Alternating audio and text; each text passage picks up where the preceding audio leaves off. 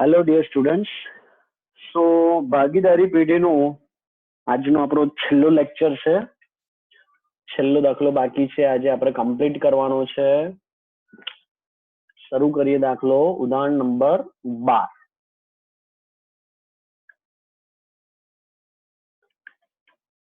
ઉદાહરણ નંબર 12. 3 ભાગીદાર દેખાય છે, પુષ્પા, પ્રતિભા અને ભાવના.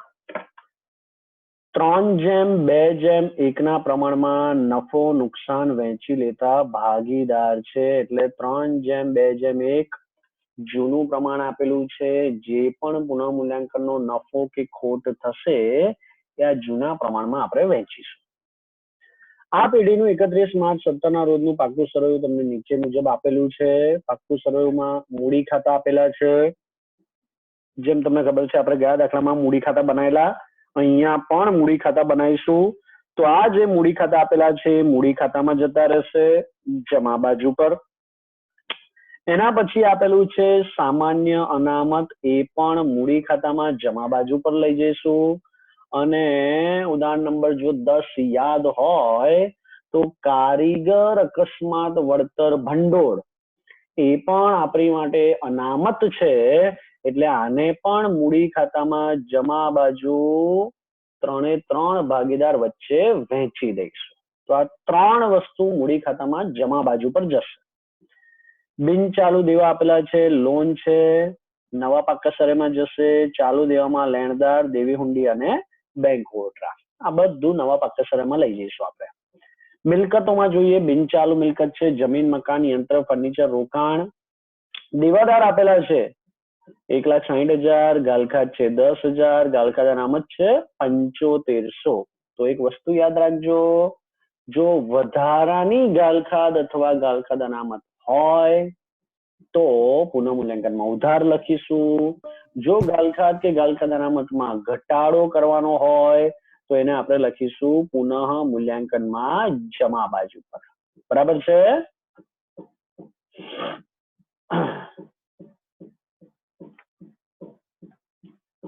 ચાલો આગળ વધીએ. લેણી હુંડી તમને આપેલી છે, સ્ટોક છે, રોકડ શિલ્લક છે અને નફા નુકસાન ખાતું. કોણ કહેશે નફા નુકસાન ખાતું ક્યાં લખીશું? આ નફા નુકસાન ખાતું મિલકત લેણા બાજુ આપેલું છે, એટલે આને આપણે શું કહીશું? ખોટ કહીશું અથવા ઉધાર બાકી કહેવાય. બોલો, નફા નુકસાન ખાતાની ખોટ અથવા ઉધાર બાકી ક્યાં લઈ જવાની ને કઈ બાજુ પર લઈ જવાની? ઉદાહરણ નંબર 10 યાદ કરો તો ધ્યાનમાં આવશે. બોલો ભાવેશ.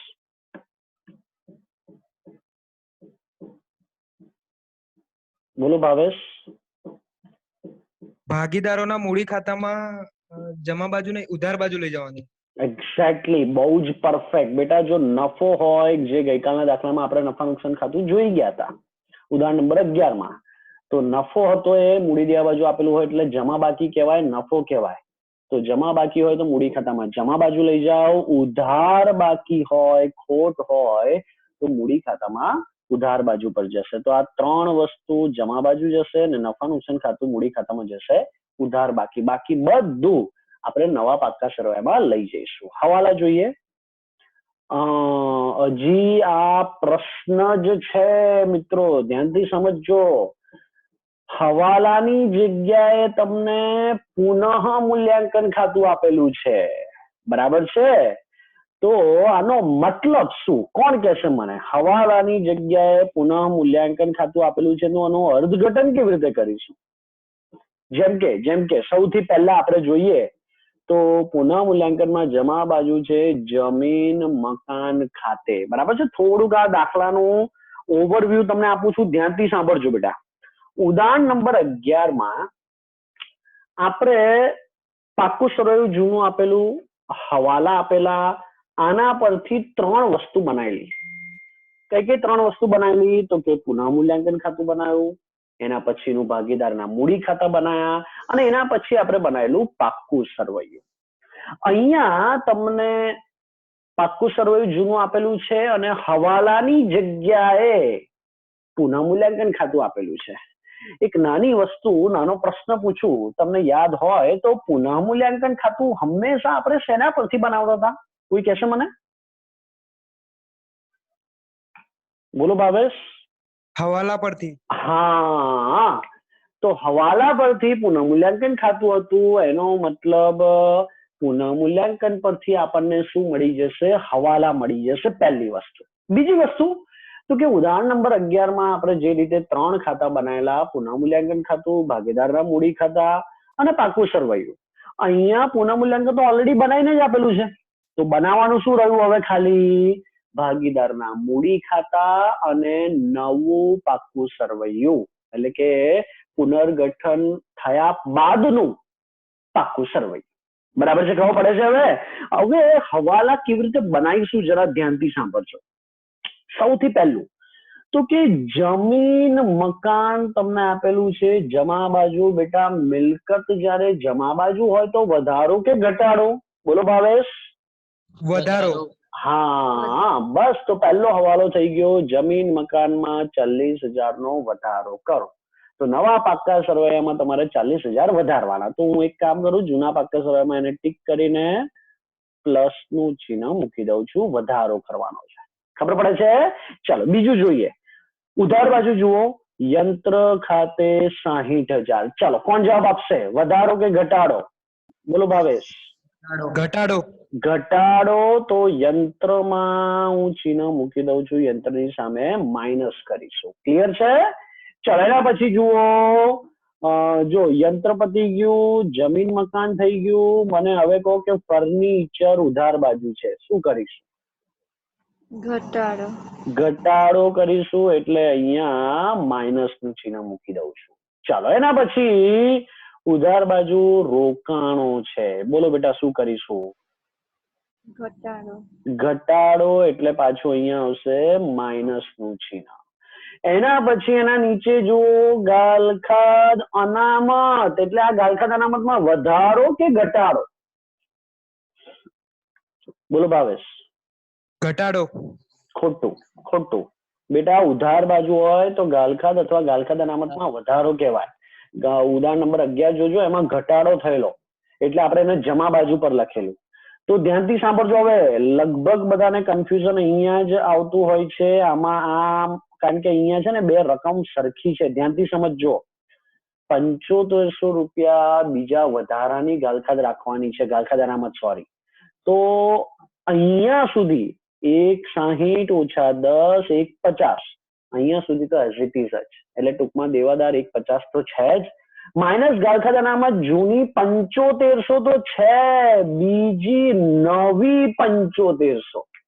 તો નવા પાક્કા સરવૈયામાં ટોટલ ગાલખાદ અનામત કેટલી? કોણ કહેશે મને? 15,000. હા, જૂના 7500 પ્લસ આ જે નવા 7500 છે, એટલે નવા પાક્કા સરવૈયામાં ટોટલ ગાલખાદ અનામત આવશે 15,000. બરાબર છે બેટા? ખબર પડી? ના પડી હોય તો હમણાં જ પૂછી લેજો. આ બંને 7500 અલગ અલગ છે. પેલા જૂના કાચા સરવૈયાના છે અને આ નવા હવાલાના બીજા 7500 છે. આઈ હોપ આ બધાને ક્લિયર હશે. ચલો, સ્ટોક ઉધાર બાજુ આપેલો છે, શું થશે એમાં? ઘટાડો, એટલે સ્ટોકની સામે માઇનસ નું ચિહ્ન મૂકી દઉં છું. ચુકાનો બાકી ખર્ચ, આની તો ડાયરેક્ટ જ બીજી અસર આપવાની છે. બોલો આની બીજી અસર ક્યાં આપીશું? બોલો. મૂડી દેવામાં. મૂડી દેવા બાજુ. વેરી ગુડ બેટા. ચાલો હવે જમા બાજુ જે બાકી છે એ ચેક કરતા જઈએ.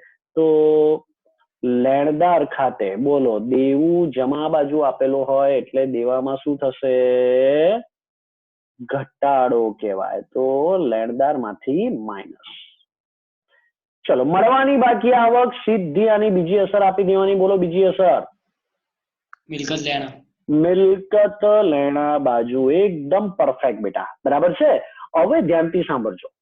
આપણે પુનઃમૂલ્યાંકન તો બનાવવાનું નથી, પણ અહીંયા જે પુનઃમૂલ્યાંકન ખાતું બંધ થશે અને બંધ થતા અહીંયા શું મળી આપણને? ખોટ. આ ખોટ કયા ખાતે લઈ જઈશું? મૂડી ખાતે. કઈ બાજુ પર? ઉધાર બાજુ. ઉધાર બાજુ પર. બહુ જ પરફેક્ટ. નફો હોય તો જમા બાજુ, ખોટ હોય તો ઉધાર બાજુ. બીજી રીતે યાદ રાખી શકો, અહીંયા જમા બાજુ પર છે, ક્રોસમાં લઈ જઈશું મૂડી ખાતામાં, એટલે કઈ બાજુ આવશે? ઉધાર બાજુ પર આવશે. બરાબર છે? તો આ પુષ્પા, પ્રતિભા, ભાવનામાં ખોટને આપણે વહેંચી દઈશું. ક્લિયર છે બધાને? દાખલો શરૂ કરીએ. જે પેલું સ્ટેપ હતું એ પ્રમાણે જ દાખલો હું શરૂ કરું છું. તો સૌથી પહેલા જે જૂનું પાક્કું સરવૈયું છે એના જે તે ખાતામાં લખી દઈએ. તો મૂડી, સામાન્ય અનામત, કારીગર વળતર ભંડોળ અને નફા નુકસાન ખાતું આ મૂડી ખાતામાં લઈ જઈએ. જરા જોજો. મૂડી જમા બાજુ પર લખી દીધી છે. પુષ્પાના 2,64,000, પ્રતિભાના 1,20,000, ભાવનાના 80,000. સામાન્ય અનામત 3:2:1 માં ત્રણેય ભાગીદાર વચ્ચે વહેંચી દીધા. 9,000, 6,000, 3,000. બરાબર છે. કારીગર અકસ્માત વળતર ભંડોળ પણ વહેંચી દેવાના છે. 3:2:1 માં 3,000, 2,000 અને 1,000. અને નફા નુકસાન ખાતાની ખોટ હતી જેને ઉધાર બાકી કહેવાય એટલે એને મૂડી ખાતામાં ઉધાર બાજુ પર લખી દીધા છે. નફા નુકસાન ખાતે પાછા એને 3:2:1 માં જૂના પ્રમાણમાં વહેંચીશું. 6,000, 4,000 અને 2,000. આઈ હોપ આમાં કોઈને કોઈ ડાઉટ નહીં હોય. હવે બાકીની જે બી વિગત છે એ બધી નવા પાક્કા સર્વેમાં લખી દઈએ. આ મૂડી તો છેલ્લે આવશે. બિન ચાલુ દેવા 12% લોન, કોઈ હવાલો નથી એટલે રકમ 12. લેણદાર પર હવાલો છે એટલે અંદરના ખાનામાં 56,000, એક લીટી છોડીને અંડરલાઈન. દેવી હુંડી પર કોઈ હવાલો નથી, રકમ 12. ચુકાના બાકી ખર્ચા તો હવાલો છે એટલે પછી જોઈશું. અને બેંક ઓવરડ્રાફ્ટ પર કોઈ હવાલો નથી, રકમ 12, 15,000 રૂપિયા. મિલકત લેણા બાજુ પર આવી જઈએ. જમીન મકાન એક હવાલો છે, અંદરના ખાનામાં 1,80,000, એક લીટી છોડીને અંડરલાઈન. યંત્રો પર હવાલો છે, અંદરના ખાનામાં 1,60,000, એક લીટી છોડીને અંડરલાઈન. ફર્નિચર 40,000 હવાલો છે, એક લીટી છોડીને અંડરલાઈન. રોકાણો પર હવાલો છે, અંદરના ખાનામાં 30,000, એક લીટી છોડીને અંડરલાઈન. દેવાદારો તમે અહીંયા ડાયરેક્ટ 1,50 પણ લખી શકો અથવા જૂના પાક્કા સરવૈયાની જેમ તમે લખી શકો. આવું પણ લખી શકો કે 1,60,000 માઇનસ ગાલખા 10,000 તો રહેશે કેટલા? 1,50. એ લોકોએ ડાયરેક્ટ લખેલા છે. તમારે આ લખવું હોય તોય કોઈ વાંધો નહીં. બરાબર છે. પછી એના નીચે લખીશું માઇનસ ગાલખાદ અનામત, પણ રકમ હમણાં નહીં લખીએ કારણ કે એના ઉપર હવાલો છે, આપણને ખબર છે એટલે એક લીટી છોડીને અંડરલાઈન. લેણી હુંડી પર કોઈ હવાલો નથી એટલે બહારના ખાનામાં 7,000. સ્ટોક પર હવાલો છે, અંદરના ખાનામાં 30,500, એક લીટી છોડીને અંડરલાઈન. અને રોકડ શિલ્લક કોઈ હવાલો નથી, સીધું બહારના ખાનામાં 63,000 રૂપિયા. બરાબર છે. ક્લિયર છે. મળવાની બાકી આવક તો હવાલો છે એટલા માટે ત્યારે જોઈશું. હવે શું કરવાનું? આપણું સ્ટેપ નંબર 2 તો કે હવાલામાં જોવાનું. પણ હવાલાની જગ્યા આપણે શેમાં જોઈશું? પુનઃ મૂલ્યાંકન ખાતામાં જોઈએ. તો પાછા પુનઃ મૂલ્યાંકન ખાતામાં આવી જઈએ. જમીન મકાનમાં 40,000 નો શું કરવાનો છે? વધારો. તો કરો પ્લસ જમીન મકાનમાં 40,000 એટલે 12 આવી ગયા 2,20,000. બરાબર છે. પાછું ઉધાર બાજુ પર જોઈશું. તો મિલકત જો ઉધાર બાજુ હોય તો એને ઘટાડો કહેવાય. એટલે યંત્ર ખાતે 60,000 છે, ટૂંકમાં યંત્રમાંથી 60,000 ઘટાડો કરીએ તો માઇનસ 60,000. 1,60,000 ઓછા 60,000 12 આવી ગયા 1,00,000 રૂપિયા. આ એવું બધાને ખબર પડતી હશે. પાછું જોઈએ પુનઃ મૂલ્યાંકનમાં ઉધાર બાજુ છે ફર્નિચર ખાતે. બરાબર છે. તો એ પણ ઘટાડો કહેવાશે 5,000 નો. તો ફર્નિચર માંથી પાછો 5,000 નો ઘટાડો. 40,000 ઓછા 5,000 35,000 રૂપિયા. પાછા આગળ વધીએ. રોકાણો ઉધાર બાજુ જ છે એટલે ઘટાડો 3,000 રૂપિયાનો. તો પાછા રોકાણો માઇનસ ઘટાડો 3,000 12 આવી ગયા 27,000 રૂપિયા. ગાલખાદ અનામત બીજી 7500 રાખવાની છે. હવે ફરીથી સમજી લેજો. જૂના 7500 તો છે જ, પ્લસ નવા બીજા 7500. ટોટલ ગાલખાદ અનામત બાદ કરો 15,000 રૂપિયા. 1,50,000 ઓછા 15,000 1,35,000. ફરીથી અહીંયા પોઝ લઉં છું. કોઈએ ગાલખાદ અનામતમાં ના ખબર પડી હોય તો પૂછી શકાય બેટા, અધરવાઇઝ આગળ વધીએ. છે કોઈને કોઈ ડાઉટ ગાલખાદ અનામતમાં તો પૂછી શકાય છે માઇક ઓન કરીને. નહીં? Very good. ચલો આગળ વધીએ. એના પછી સ્ટોક પાછું ઉધાર બાજુ છે એટલે કે ઘટાડો કહેવાય. તો માઇનસ કરો સ્ટોક માંથી 2500 રૂપિયા, બહાર આવી ગયા 28,000 રૂપિયા. ઓકે, ચાલો. એના પછી ચૂકવવાના બાકી ખર્ચ, આની બીજી અસર તો આપવી જ પડશે એટલે બીજી અસર જશે મૂડી દેવા બાજુ. જોઈ શકો છો ચૂકવવાનો બાકી ખર્ચ 8,000 રૂપિયા. તો પુનઃમૂલ્યાંકન ઉધાર બાજુ પતી ગઈ. હવે જમા બાજુ જોઈએ. જમીન મકાન થઈ ગયું છે. લેણદાર એટલે કે દેવું જો જમા બાજુ હોય તો એને ઘટાડો કહેવાય. તો લેણદાર માંથી 6,000 માઇનસ કરીએ. લેણદાર માઇનસ ઘટાડો 6,000, બહાર આવી ગયા 50,000. એના પછી છે મળવાની બાકી આવક 4,000 રૂપિયા. તો આની બીજી અસર આપીશું મિલકત લેણા બાજુ 4,000 રૂપિયા. આઈ હોપ બધાને આ ક્લિયર હશે. અને પુનઃમૂલ્યાંકનમાં એક વસ્તુ જે ખોટ છે એ ઓલરેડી આપણે ક્યાં લઈ જઈશું? ભાગીદારના મૂડી ખાતે. જોઈ શકો છો ઉધાર બાજુ પર ખોટ છે તો ઉધાર બાજુ. પુનઃમૂલ્યાંકન ખાતે 18,000, 12,000 અને 6,000. 18,000, 12,000 અને 6,000. બરાબર છે. તો પુનઃમૂલ્યાંકન ખાતું આવી રીતે બંધ થઈ ગયું. પુનઃમૂલ્યાંકન પછી બોલો કયું ખાતું બંધ કરતા હતા? ભાગીદારના મૂડી ખાતા. એક એક હંમેશા બંધ કરવાનું, એટલું યાદ રાખજો બેટા. બરાબર છે. તો સૌથી પહેલા પુષ્પાનું ખાતું બંધ કરીએ. જનરલી જમા બાજુનું ટોટલ વધારે હોય એટલે ટોટલ કરીશું 2,64,000 પ્લસ 9,000 પ્લસ 3,000, 2,76,000 ટોટલ છે. એમાંથી માઇનસ 6,000 માઇનસ 18,000 એટલે બાકી આગળ લઈ ગયા 2,52,000. ઓકે, પ્રતિભાના 1,20,000 જમા બાજુ, 6,000 અને 2,000 એટલે ટોટલ આવ્યું 1,28,000 માઇનસ 4,000 માઇનસ 12,000. તો જવાબ આવ્યો બાકી આગળ લઈ ગયા 1,12,000. અને એવી જ રીતે ભાવનાના જમા બાજુ 80,000, 3,000, 1,000 ટોટલ 84,000 માઇનસ 2,000 માઇનસ 6,000 એટલે જવાબ આવ્યો બાકી આગળ લઈ ગયા 76,000. કોણ કહેશે મને આ 2,52,000, 1,12,000 ને 76,000 ક્યાં લઈ જઈશું? બોલો બેટા. એક્ઝેક્ટલી, પાકા સરવૈયામાં મૂડી દેવા બાજુ. જોઈ શકો છો ભાગીદારના મૂડી ખાતા પુષ્પા 2,52,000, પ્રતિભા 1,12,000 ને ભાવના 76,000. ટોટલ 4,40,000. બરાબર છે. ટોટલ કરી દઈશું.